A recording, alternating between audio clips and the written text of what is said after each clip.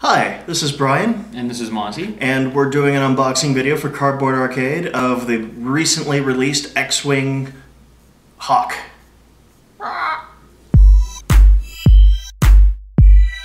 So we're unboxing Wave 3 for the first time because why not, and it's awesome, and try to get first impressions here and try to maybe metagame a little bit and see what these cards might be used for in the long run. For those of you who might not be aware of much of the Star Wars video game franchise from back in the late 90s or even mid-90s, the origin of this came from the first Star Wars first-person shooter, Dark Forces, that was still using the Duke 3D engine from 3D Realms, I think. That was a long time ago. It's like realizing the 90s wasn't yesterday, so you start to feel old, you know? This was back when you didn't use a mouse to look up and down, it was all keyboard. This was before dial tones. No, it was during dial. Well, like those are like the modem tones and the 56K, and you can stay on the internet and tell your mom to get off. That's exactly during the time which those games came out. Okay. Anyway, let's get on to something more relevant. So, what are the basic stats of this sucker? At the moment, I actually want to go and look at that pretty little model on your shoulder because the more I look at it, the just more appealing it is. I also realized it blended in with the color of my shirt, so there wasn't a lot of contrast. So the Moldy Crow has camouflage with the dice they're trying to kill it. And I'm looking at this, and now I didn't play that particular game, but this is a really detailed model, and there's a nerd part of me that wants this to work just because of how amazing it looks. Here we go. No, that was the end of the statement. Okay. That was. This wasn't a rant. This looks awesome, and I want to field it because it looks awesome, even though I have no idea how I would use it effectively. There's an OCD part of me that has issue with the way the canopy's designed, and it doesn't have the second panel on the top. So you're saying if I field this, I get to beat you psychologically as well as trying to make the cards work? It would be distracting, yes. This just in, Moldy Crow, the weapon of choice for anti-OCD. Other than that, I think it's really... its whole design is purely based off the name. I don't think... Well, then again, for all the other Rebel ships, I guess that excuse kind of holds true as well. And I said you can't pull apart the physics of this universe. Right. It's just that beak design is so... there, you can't overlook it. Like, it looks like you're watching an old, Looney Tunes commercial back when, they had all those, like the crows in the tree that were smoking cigars and stuff. Don't smoke, it's bad. Unless you're an adult and make up your own decisions. You know what, I'm never going to look at the turrets the same way again, though, because it seems like you got a couple inches of ash and then... Yeah, that's fair. Okay. Yeah, so very, very obvious turret design, whereas on the Y-Wing it was still kind of hidden on the canopy. Well, it was never big in the TV show, or the... TV show? God, in the movies. Oh, you mean in the holiday special? Yes. I've tried to block that part out, but the whiskey hasn't kicked in yet. But no, this is actually kind of a very sleek design in that sense, but the turret's a big part of it, and it comes to play... I guess we can go into the cards now, because we actually have a new card just for that turret. Turret doesn't have an N in it. Just saying. You know what? I mess up English all the time because I'm not going to England, and yeah. This is why you're... So you speak the King's English? No. I speak America, heck yeah. Alright, so what do we have here pilot-wise? Pilot-wise, we have an interesting selection, and I want to say they initially look pretty cheap for an Alliance thing. Like a 16-point ship right off the bat. I think it's even cheaper than the bottom line Y-Wing, isn't it? Y-Wing was always kind of pricey, but the A-Wing with the, what was it, like the Green Squadron pilot? No, the prototype A-Wing was awfully cheap. 17 point, if I recall. I remember doing the math on that. Okay. It was 19. But the point cost definitely helps justify the horrible stats, in my opinion. Okay. So we have a 1 attack, we've got 2 dodge, 4 hull, and 1 shield. And that, it looks like a paper kite at this point. It really... I'm not sure how this thing is going to survive, but maybe it won't be a priority target compared to the damage dealers that you're going to field alongside it. Well, this might be one of the only reliable ways that Reliances can actually get more than, 4 points on the board.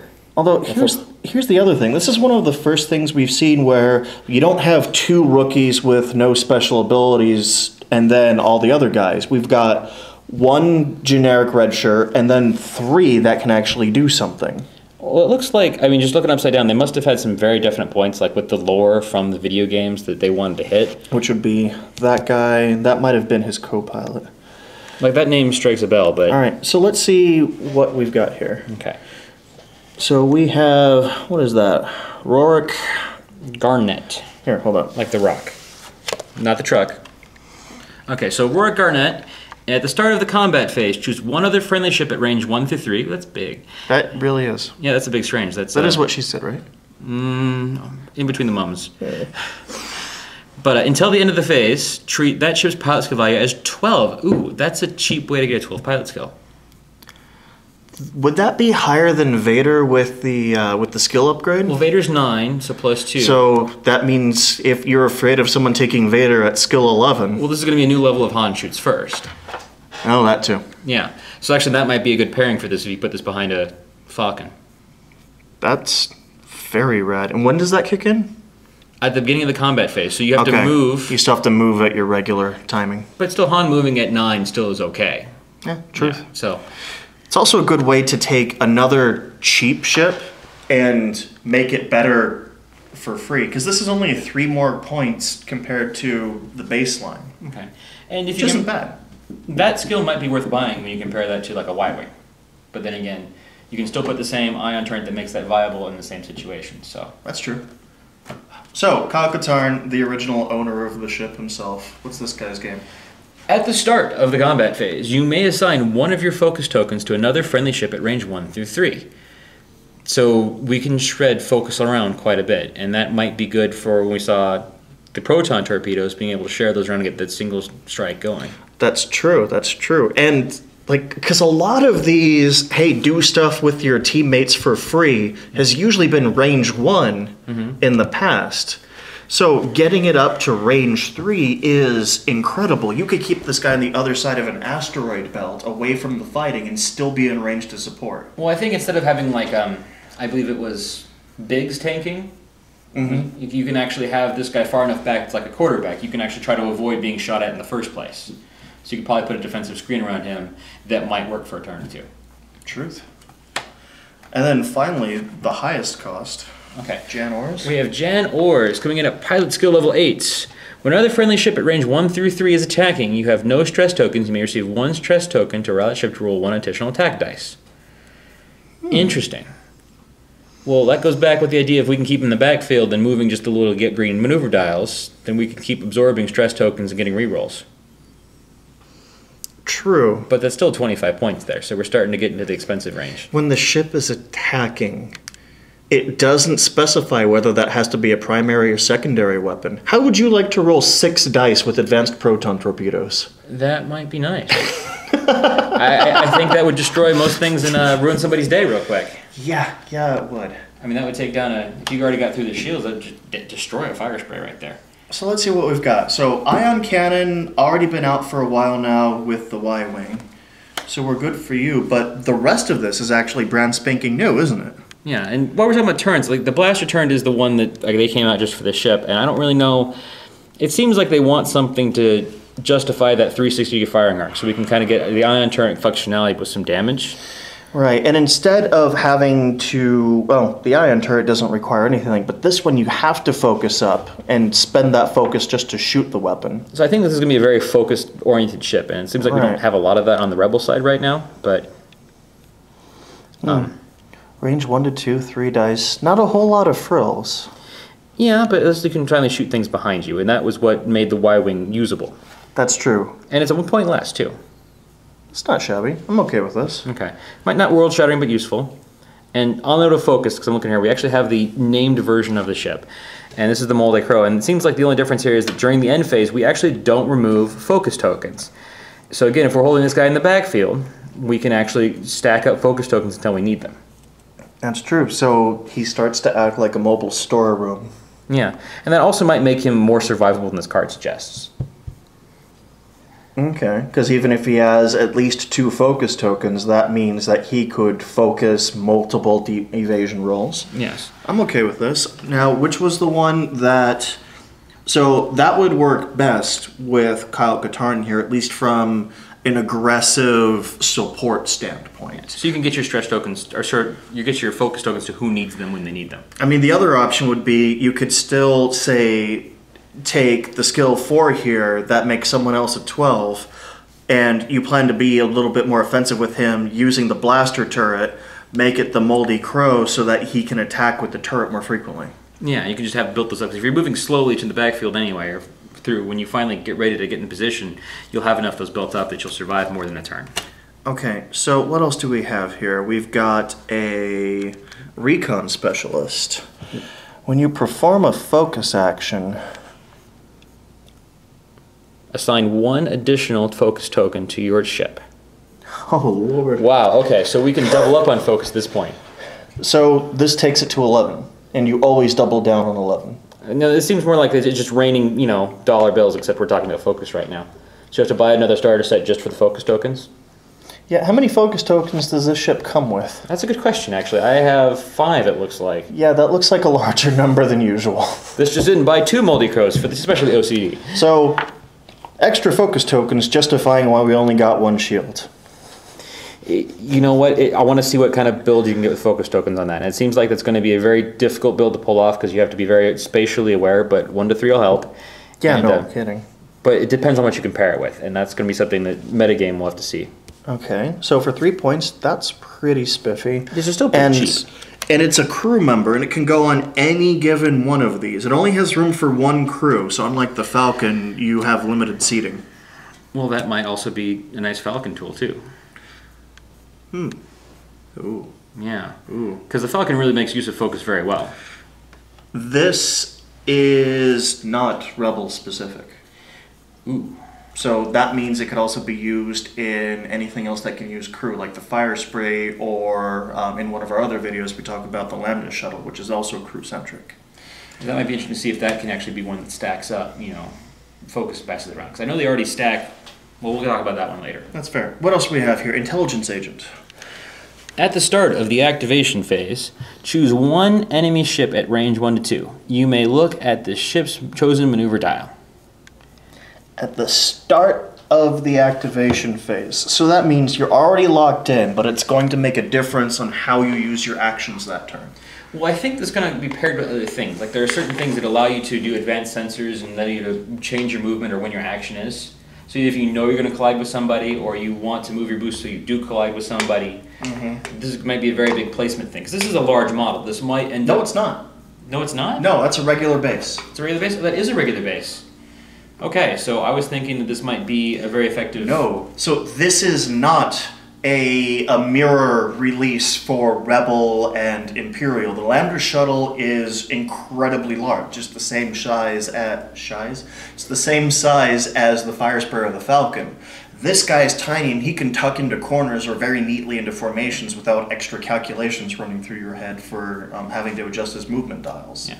So maybe the case for this one is getting into small spaces with that. True. This intelligence agent seems like if I have 1 point left over and I can't think of what crewmate that I want to use, that'll fill the spot because it's not... It doesn't seem like it's the, oh god, this is going to make my turn so much easier, but for 1 point...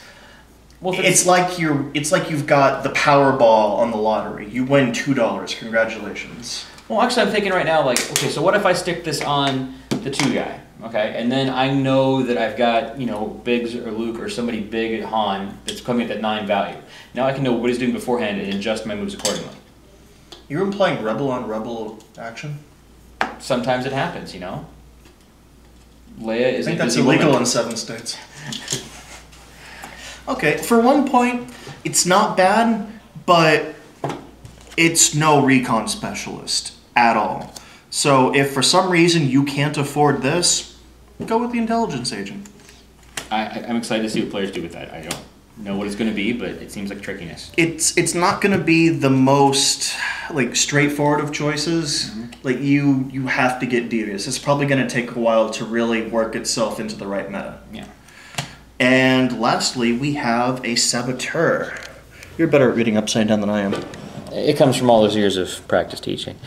Choose 1 enemy ship at range 1 and roll 1 attack die. On a hit or a crit result, choose 1 random face-down damage card assigned to that ship. Flip it face up and resolve it.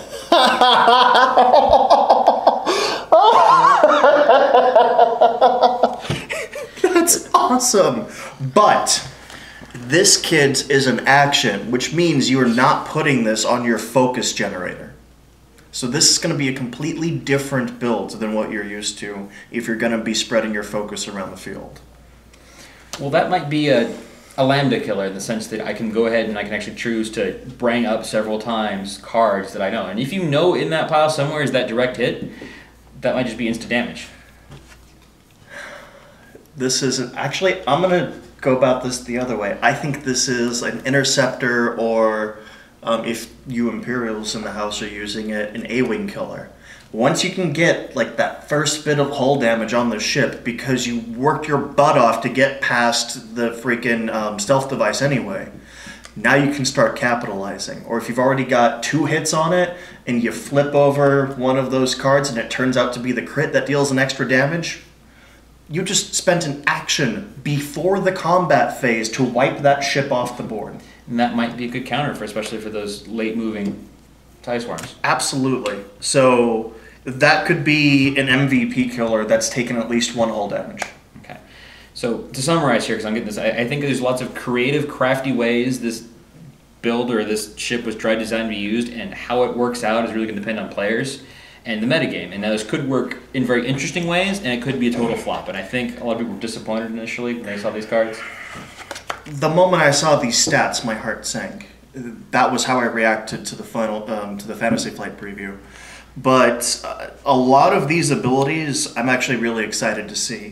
What's the maneuver dial look like? Maneuver dial looks like a cement truck. So roughly speaking, here are the dumping parts, and here's where the parking brake is. But you've got a lot of green, but only at short range. And you've got a red form maneuver, but it looks like this place is going nowhere fast. So positioning and pre-planning are going to be huge, which is kind of the theme for this ship. This is the first one I've seen that does not have a K-turn on the dial. Like, even the Y-wing, I think, could spin about. It wasn't pretty, but it could. Yeah, so it's going to take you at least 2 turns to go ahead and start turning around. But, okay, he's got an optional turret weapon, which means he doesn't necessarily need to spin on a dime. He can afford to take it leisurely. I'm kind of afraid it's not going to be an optional turret weapon if you want to field it, but it might be interesting points-wise to spend 4 points and get an engine upgrade on this to see if you can get a boost. So you can actually turn much quicker. That would be interesting. It might be a little counterproductive for your backfield deployment. I just feel like placement's going to be so important for this ship. Placement's everything in these games. Yeah, well, placement. I think that covered most of it. Anything else that you can think of about this? I think that's it for the moment. So thanks for watching. Remember, location. And please subscribe to the channel and check out the related videos over here. And there's going to be an unboxing for all the other ships that showed up.